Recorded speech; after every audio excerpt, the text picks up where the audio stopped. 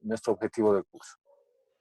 Ahora, como este es un curso breve, son solamente 3 días, aquí tenemos algunos indicadores y un resumen de las actividades que vamos a hacer. Hoy, por ejemplo, vamos a hablar solamente de la teoría del ERC-IVA, es decir, vamos a ver nada más que el marco conceptual. ¿Qué es el ERC-IVA? ¿Quiénes pagan? ¿Qué es un consultor? Y nada más que conceptos y teoría, ¿no? Por eso mismo vamos a ver un control de lectura, que lo van a tener disponible a partir de esta tarde, porque van a disponer de un tiempo para leer, porque es material que no es abundante, no es harto, pero es variado, ¿no? Hay diferentes leyes, hay resoluciones, que no les he puesto toda la ley, sino simplemente el párrafo que nos interesa. Y de acuerdo a las lecturas, pues hay que dar un pequeño examen que tiene una validación de 30 puntos. 30 puntos va a valer ese examen. Ya mañana nos vamos a concentrar en el formulario 110 que se llena a través del software Facilito. ¿Tienen instalado el aplicativo Facilito? No. No, yo tampoco. Ya, entonces ahorita, luego de ver este pequeño vistazo, lo primero que vamos a hacer es ver cómo instalamos el Facilito para que estemos preparados y puedan ustedes trabajar con todo lo que es factura, ¿no? Y una vez que hayamos aprendido a meter las facturas y trabajar en el Facilito, vamos a elaborar el formulario 110 y ese formulario 110 me lo tienen que enviar. En base a lo que ustedes me envíen, pues hay una ponderación también de 30 puntos sobre esa actividad. Y el domingo ya vamos a ver, o perdón, el lunes, vamos a ver lo que es el formulario 610, esto es a través de la oficina virtual. ¿Tienen NIT, verdad? Sí. Sí. ¿Y han entrado alguna vez a la oficina virtual con la tarjetita que les han entregado? Me imagino que tienen un usuario y una contraseña. Sí. Exacto. Ya, excelente. Entonces, con ese usuario y esa contraseña vamos a entrar a la oficina virtual y ahí vamos a aprender a llenar el formulario 610 en sus diversas formas, ¿no? Cuándo es sin movimiento, cuando he trabajado solo un mes o 2 meses, si he trabajado los 3 meses, cuáles son los montos, si es que gano más de 21.000, hay otras obligaciones y demás. Todo eso vamos a verlo el último día y ahí me tienen que enviar también su formulario 610 y eso tiene una ponderación de 40 puntos también. Entonces, a partir de estas 3 actividades es que hacemos la ponderación, la validación del curso. Eso como una pequeña introducción. No sé si tienen alguna duda. Ninguno. Ya, perfecto. Entonces nos vamos a ir directo a lo que es nuestro curso. Entonces, un segundito. Vamos a cerrar todo esto y vemos acá nuestro curso.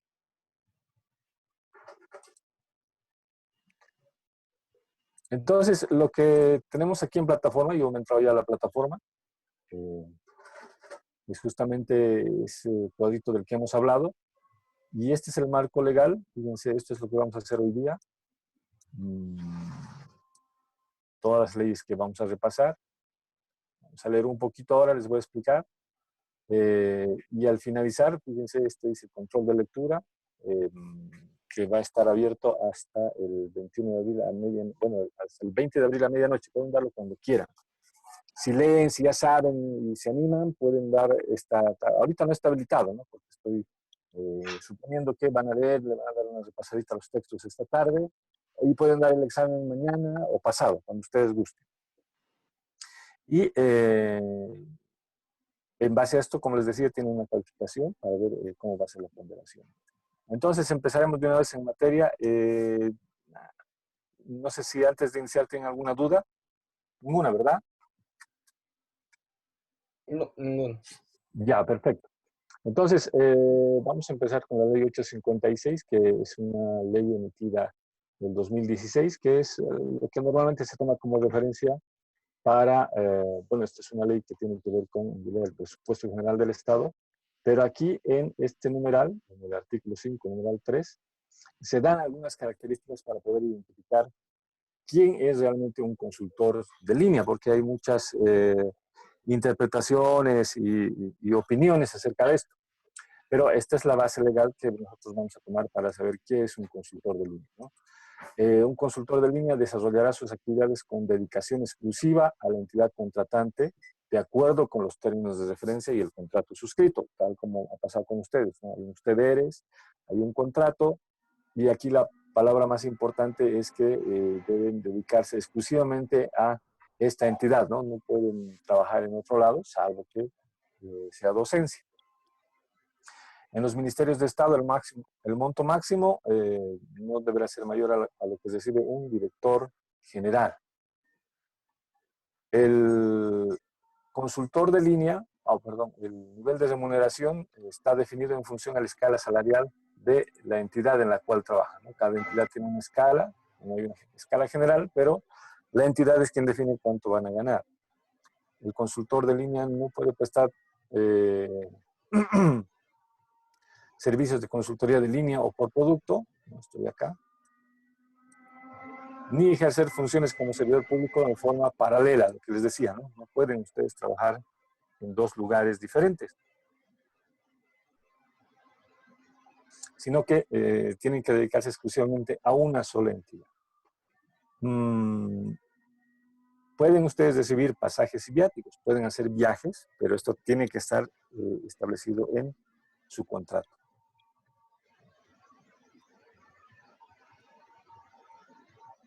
También ustedes reciben refrigerio, eso está establecido en este artículo, ¿no? Y también deben recibir capacitación técnica. Entonces, fíjense, este decreto es interesante y lo van a tener siempre, todo el material que está en consulta aquí en la plataforma, lo pueden tener disponible para que puedan leerlo cuando gusten, lo puedan presentar o puedan tener un sustento legal acerca de cuál es la naturaleza de su trabajo, ¿no? Y aquí también aclara esto que pues, es importante que lo sepan, aunque ya lo saben, ¿no? Pueden percibir otros beneficios adicionales, es decir, ya saben, no hay aguinaldo, no hay vacaciones, no hay AFP, no hay caja y demás.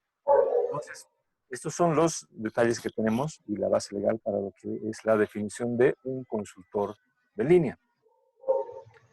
Luego ya vemos en el decreto 181, en el artículo 5, que dice, ¿no?, que cualquier entidad pública puede contratar servicios de consultoría a nivel de línea.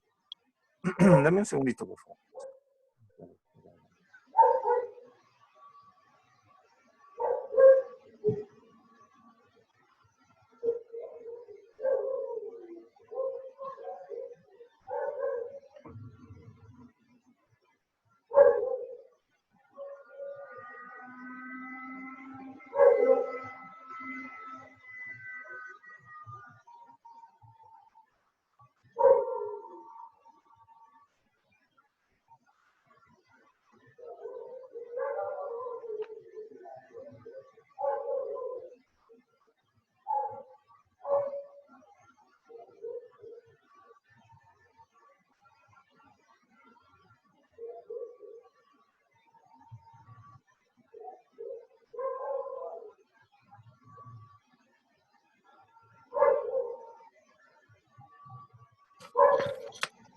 Ahora sí, mil disculpas.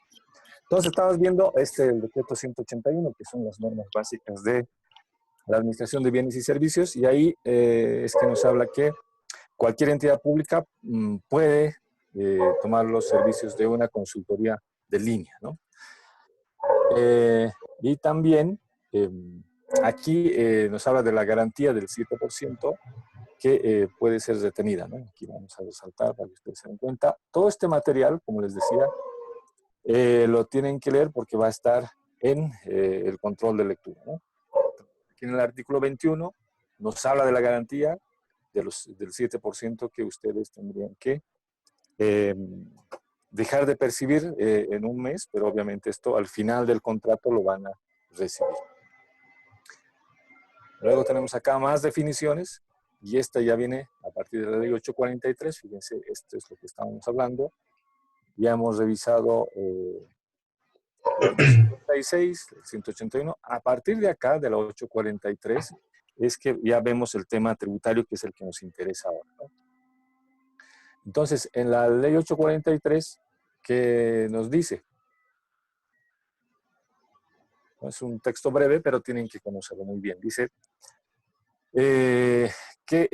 básicamente en el artículo 19 se crea el impuesto al régimen complementario del impuesto al valor agregado, ¿no? Es decir, el RSIVA al cual están ustedes alcanzados.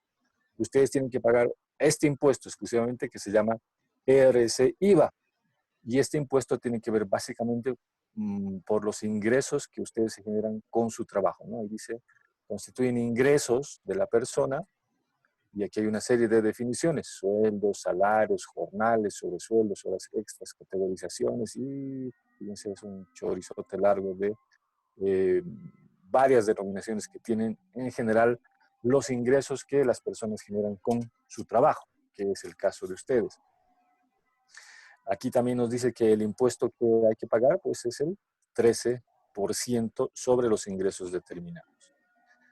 Y en el artículo 31 de esta ley, la 843, aquí nos dice que básicamente contra el impuesto determinado, es decir, contra el 13%, ustedes, es decir, los contribuyentes, pueden presentar como pago a cuenta, es decir, como que si ya hubieran pagado el impuesto, la tasa que corresponda sobre compras de bienes y servicios. Cuando ustedes compran cualquier bien o cuando ustedes están pagando por un servicio y reciben una factura por esto, la factura es un comprobante de que ustedes ya han pagado el impuesto.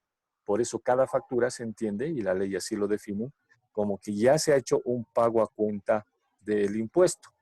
Y ahí fíjense, textualmente dice, se puede imputar como pago a cuenta el 13% de cualquier factura. Por eso aquí se los he subrayado, dice, ¿no?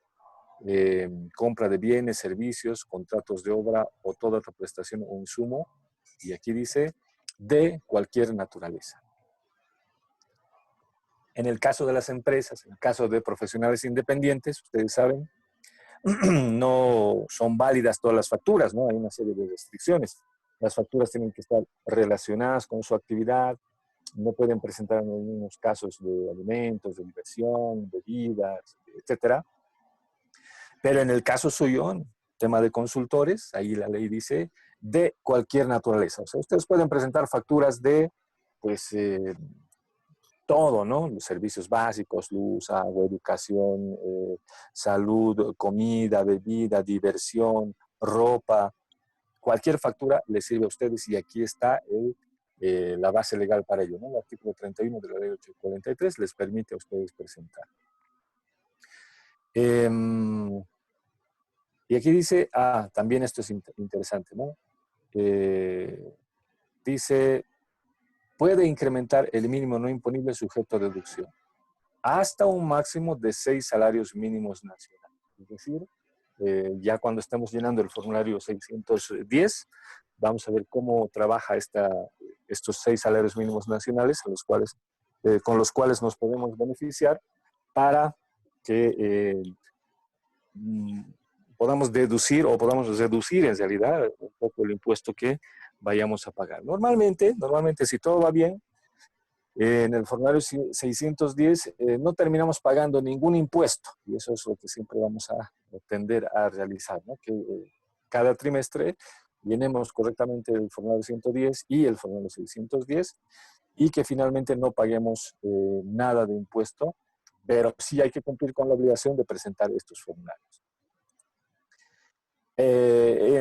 Suele ocurrir esto también, ¿no? Que algún contribuyente también fuese sujeto pasivo del IVA.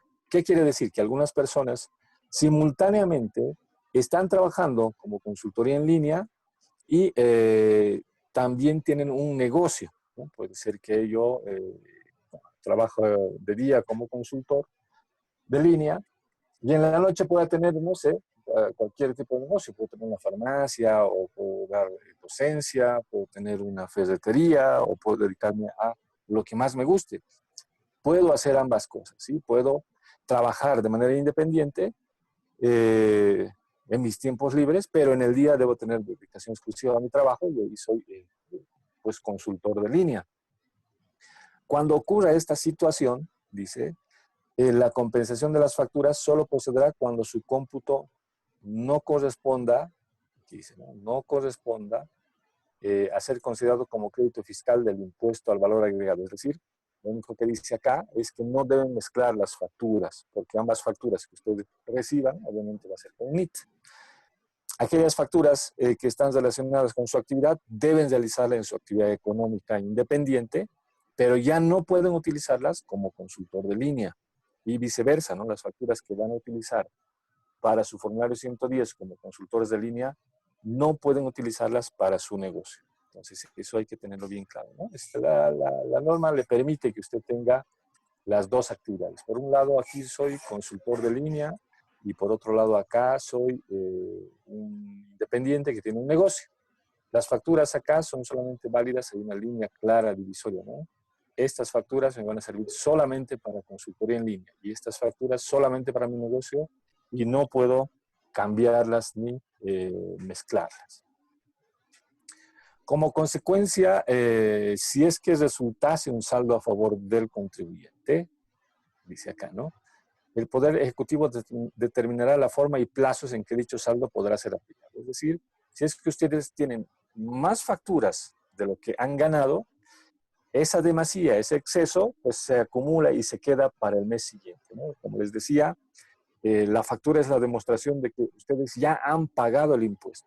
Entonces, como tienen pagado el impuesto, de más, ese pago en exceso, esas facturas que tienen como crédito, como saldo a favor del contribuyente, como crédito fiscal de un trimestre, les sirve para el siguiente trimestre. Y así pueden irse acumulando bastante crédito, ¿no? Y siempre tomando en cuenta el mantenimiento de valor, es decir, de acuerdo a las UFBs, el crédito que ustedes tenían, pues se mantiene y se va actualizando y va creciendo el saldo que ustedes puedan tener. Es como un ahorro. Y esta es la parte más importante. Este es el decreto 21.531, que en su artículo 2 ya nos habla un poco de los consultores en línea, ¿no? El personal contratado localmente por misiones diplomáticas, organismos, gobiernos o instituciones son sujetos pasivos de este impuesto. Y a ustedes se les conoce siempre como contribuyentes independientes. Ustedes no tienen una relación de dependencia con su empleador, con la entidad en la cual trabajan, ¿sí? Ustedes siempre van a ser independientes, son contribuyentes independientes. Entonces, lo que nos dice acá, y esto se ha extendido también a todos los contratados por el servicio público, aquí dice, ¿no? Por el sector público, tendrán el mismo tratamiento impositivo señalado en el párrafo precedente, es decir, están alcanzados por el IVA, ¿no? Tienen que liquidar y pagar de acuerdo al procedimiento descrito en el artículo 9, que vamos a ver ahorita. Este es el procedimiento. Pero aquí lo que nos aclara es que todas las personas naturales contratadas por el sector público tienen que realizar este procedimiento, ¿no? Y acá no se olviden que el 21.531 es una norma muy antigua, ¿no? Esto es del año 85, si no me equivoco. Entonces, ya fíjense, han pasado como 35 años y aquí, por eso no vamos a encontrar el término consultores de línea. En cambio, la 856, como es reciente, aquí sí nos dice claramente, ¿no? Consultores individuales de línea. Pero en esta norma, que es más antigua, no se habla de eso, pero sí nos dice personas contratadas por el sector público y que son independientes y deben cumplir estos 4 requisitos, ¿no? Suscripción individual de contrato en base a los términos de referencia, que es la condición de ustedes, ¿no? Tienen que realizar el trabajo en un lugar señalado por la institución contratante, es decir, no pueden hacer trabajo desde sus domicilios, desde sus casas o en otro lugar que no sea ajeno a la institución contratante. Tienen que tener un horario de trabajo a tiempo completo y dedicación exclusiva. ¿Ve? Está reiterando un poco lo que hemos visto, pero es importante que sepan que ya hace 35 años esto está definido, ¿no? Presentar a la institución contratante una fotocopia de cada declaración jurada trimestral. Esto es lo que les piden, ¿no? Ahora se han acostumbrado a pedir la declaración jurada trimestral más el formulario de las facturas, que esto es justamente lo que vamos a aprender a hacer. Los sujetos pasivos deberán inscribirse para obtener el NIT. En el caso suyo, ya todos me han confirmado que tienen NIT, excepto una persona que se ha sumado recién. Me gustaría saber de quién se trata, quién está conectado con nosotros.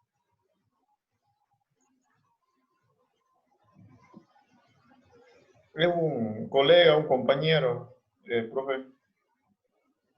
Ah, ya, perfecto. Perfecto. ¿Y cómo se llama? Daniel Ríos. Ya, Daniel. Entonces también es consultor, ¿no? Entonces, No, ah, ya, perfecto. Entonces, fíjense, acá en esta norma, en el decreto 21.539, artículo 2, ahí es donde nos da las condiciones y nos dice que tenemos que tener todos un NIT. Y este artículo 9 es el más importante, porque acá ya nos dice cómo tenemos que hacer la declaración. Bueno, se los voy a resumir, pero ustedes, repito, tienen que leer.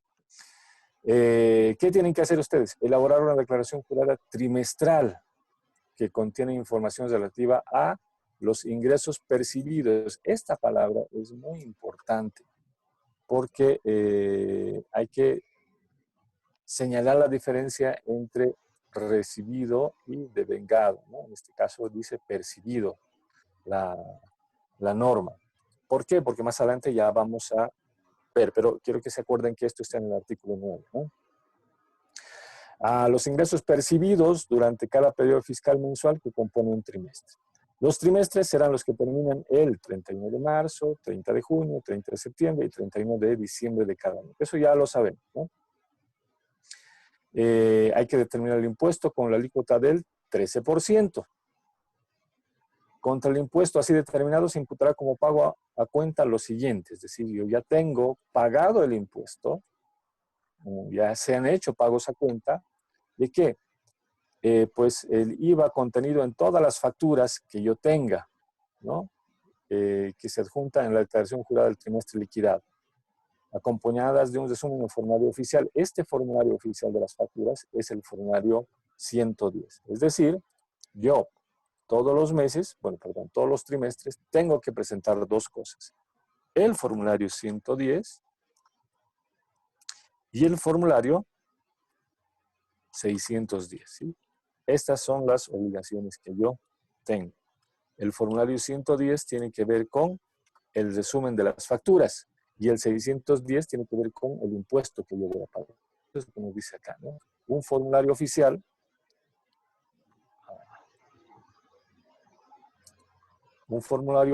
que contenga el tema de todas mis facturas, ¿no? Que contenga los siguientes datos: la fecha y el importe de cada factura, la suma total, el cálculo resultante, etcétera, y es lo que vamos a aprender a hacer mañana, ¿no? Llenar el formulario 110. Las notas fiscales serán válidas siempre que su antigüedad no sea mayor a, y aquí nos dice, 120 días calendarios antes de la fecha de finalización del trimestre que se declara. Es decir, por ejemplo, ahora nos toca declarar el trimestre que termina el 31 de marzo, es decir, el trimestre enero, febrero, marzo, ¿no? Eso termina el 31 de marzo. Entonces, del 31 de marzo hacia atrás contamos 120 días y las facturas son solamente válidas desde ese día, ¿no? Porque aquí nos dice, ¿no? Siempre que su antigüedad no sea mayor a 120 días antes de la finalización del trimestre. Entonces, hay que tener en cuenta. Esto es aproximadamente desde el 2 de diciembre, les son válidas las facturas. O sea, van a ser válidas las facturas de diciembre, de enero, de febrero y de marzo.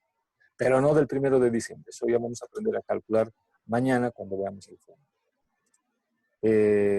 También me puedo restar el IVA de 2 salarios mínimos nacionales.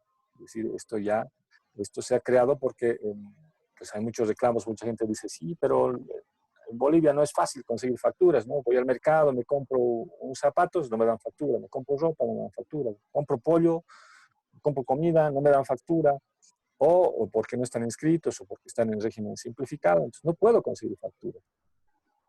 Entonces, por eso es que se ha previsto estos 2 salarios mínimos nacionales, y aquí dice, ¿no? En compensación al IVA que se presume que corresponde a las compras que hubiera efectuado a sujetos pasivos de regímenes tributarios especiales, ¿no? Es decir, vamos a suponer que ha comprado muchas cosas sin factura y todas esas cosas suman 2 salarios mínimos nacionales. Entonces ya vamos a suponer que usted tiene el 13% de 2 salarios mínimos nacionales. También se puede restar los saldos actualizados del trimestre anterior. Eso ya lo vamos a ver mañana, o bueno, ya pasado, ¿no? Si todavía tiene un saldo a favor del contribuyente, con mantenimiento de valor, este seguirá para el trimestre siguiente. Y esa cadena ya vamos a ir aprendiendo. La presentación de declaraciones juradas trimestrales y el pago del impuesto se efectuará dentro de los 20 días siguientes, y aquí nos dice siempre a los 20 días siguientes, ¿no? En este caso, como el trimestre terminó el 31 de marzo, nosotros tendríamos hasta el 20 de abril. Pero, como ustedes saben, por la situación que estamos viviendo, existe una prórroga para presentar esto más allá del 20 de abril. Y justamente no, aquí tenemos el lunes 20, deberíamos presentar. Hay una prórroga, y ayer en el Facebook me decían, no, pero no vence el 20, vence en mayo, así que vamos a esperar nomás. Yo les decía, sí, pero eso es una costumbre que tenemos que evitar, ya tenemos que desterrar, tenemos que quitarnos esas costumbres de dejar todo a último momento, ¿no? Hay prórroga, ya no haremos nada entonces, esperaremos. Sí, por ahí alargan la prórroga o por ahí nos perdonan el impuesto, o qué sé yo. Pero mientras tengamos la posibilidad de hacerlo, yo siempre aquí en la academia siempre les digo que hay que cumplir con las obligaciones en cuanto nos sea posible. Porque de nada nos sirve dilatar, porque estamos retrasando una obligación. Bien dice el dicho, ¿no? No dejes para mañana lo que puedes hacer hoy. Entonces, si se puede hacer hoy la declaración, pues háganla y se quedan tranquilos. Ya nadie les va a molestar, no tienen que preocuparse de prórrogas ni de estar pensando en eso, qué pasará. Pues, no tengo una obligación, la cumplo y estoy tranquilo. Aquí también dice, ¿no? La obligación de presentar la declaración trimestral subsiste aun cuando tenga un saldo a favor del contribuyente, ¿no? O que durante dicho periodo no hubiera tenido ingresos grabados. Es decir, como ustedes han sacado el NIT, deben cumplir con la obligación de declarar siempre, aunque estén trabajando, aunque haya contrato o no, termine el contrato o renovaron, qué sé yo, hay una serie de circunstancias, pero esas circunstancias tienen que ver con la entidad que nos ha contratado. Pero cuando ustedes obtienen el NIT, la obligación no es con el empleador, y eso tiene que estar claro, ¿sí? La obligación es con el Servicio de Impuestos Nacionales. Por eso decía en una parte de la presentación, ustedes tienen que demostrar que han cumplido sus obligaciones al empleador. ¿Qué significa esto? Que sus obligaciones, repito, las obligaciones no son con el empleador. Las obligaciones son directamente con el Servicio de Impuestos Nacionales. Y una vez que han cumplido, que han declarado su formulario, han presentado y demás, entonces una constancia del cumplimiento de esa obligación es que tienen que mostrarle a su empleador, ¿no? Una copia nada más. Por eso es que es importante tomar en cuenta que no importa si están trabajando o no están trabajando, si hay contrato o no hay contrato, mientras el NIT esté activo, tienen que declarar todos los trimestres, ¿sí? No pueden fallar en su declaración. Hay que entrar siempre, hacer la declaración y cumplir con lo que nos dice la norma aquí, ¿no? No importa si tienen crédito a favor o si no han tenido ingresos, igual hay que cumplir con las obligaciones de presentar el formulario trimestral. Luego dice también, si es que además de su ingreso por sus saberes, tienen refrigerio o cualquier otro bono, también hay que presentar el formulario 110, ¿no? Y está. Que es lo mismo, ¿no? Igual tienen que presentar las facturas y también ocurre lo mismo con los viáticos, porque normalmente para las personas que viajan en comisión tienen un ingreso aparte por viáticos y pues casi todos nosotros tenemos un ingreso también por refrigerios. Entonces, ese tiene un tratamiento independiente y esto es lo que nos dice eso, ¿no? Hay que presentar un formulario 110 por esos ingresos que son extraordinarios para nosotros. Bueno, esta es la parte fundamental acerca de el llenado del formulario trimestral. Vamos a borrar esto un poco y nos vamos a ir a la siguiente norma. Aquí ya es una resolución normativa de directorio. Esto es una resolución emitida por el Servicio de Impuestos Nacionales que nos habla de las características que deben tener las facturas. para que nos sirvan las facturas deben cumplir ciertas características, ¿no? Tiene que ser original, no sirven fotocopias legalizadas ni ningún otro documento, ¿no? Ni fotocopia, ni copia emitida por el vendedor, nada. El original es el único válido. Tiene que haber sido dosificada por la Administración Tributaria, es decir, para saber eso, la factura debe tener NIT, debe tener número de factura y tiene que tener número de autorización. Si le falta uno de esos 3 datos, no sirve. Tiene que tener la fecha de emisión y esta tiene que estar dentro del periodo, es decir, dentro de los 120 días que hemos hablado, ¿no? Del 2 de diciembre al 31 de marzo. Debe tener el nombre del titular y tener su NIT, ¿sí? No puede estar a nombre de otra persona ni estar con su número de carnet de identidad. Tiene que tener el nombre del titular y consignar el NIT. Lo demás no es tan interesante, pero esto sí. Para personas naturales, mínimamente el primer apellido, ¿no? El primer apellido es suficiente. No hace falta que esté el nombre completo, ni con 2 nombres, con 2 apellidos, nada. El monto facturado debe coincidir en numeral y literal. Si hay una falla entre el numeral y el literal, no es que tomen el más alto o el más bajo, sino que directamente esa factura no sirve, no tienen que tomarla.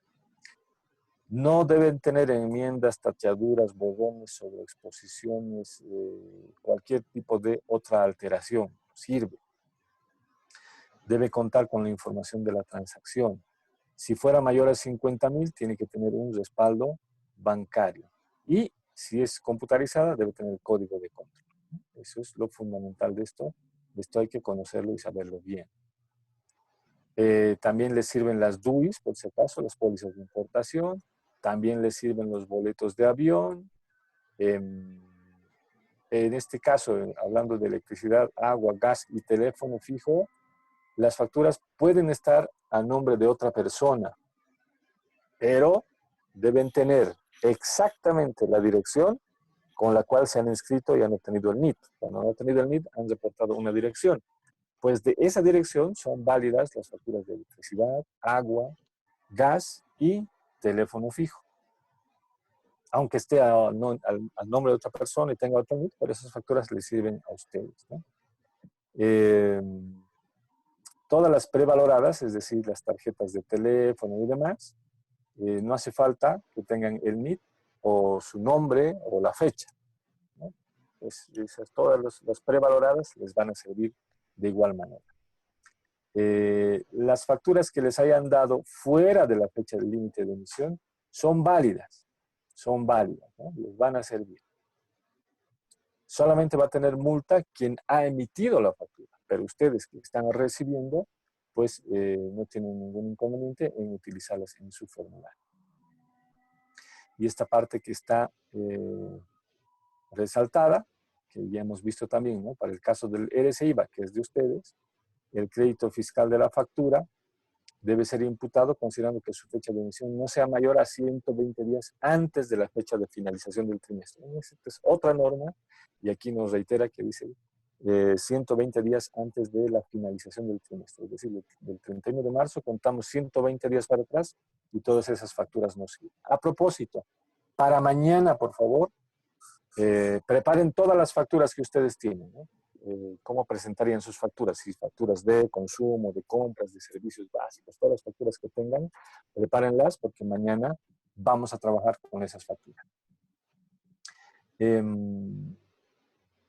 Y nos habla también de las prevaloradas, nos habla de los servicios de telecomunicaciones, las DUIs y todo lo que nos interesa. Y sobre todo, también van a revisar esto, ¿no? Las facturas sin derecho a crédito fiscal. ¿Cuáles son las...? Miren, esto se va a cortar esta transmisión porque ya hemos llegado a nuestra hora límite y el sistema automáticamente corta, pero a las 9 en punto, por favor, yo les voy a enviar a su WhatsApp otro enlace y ahí nos volvemos a conectar a las 9 en punto para continuar con esta sesión informativa y para ver el tema del facilito. Entonces, estén atentos, esto se corta ahorita, pero a las 9 en punto nos volvemos a conectar. Por favor, 9 en punto, ¿ya? A ver, Okay. Aquí a ver si nos alcanza el tiempo. Dice, facturas sin derecho a crédito fiscal.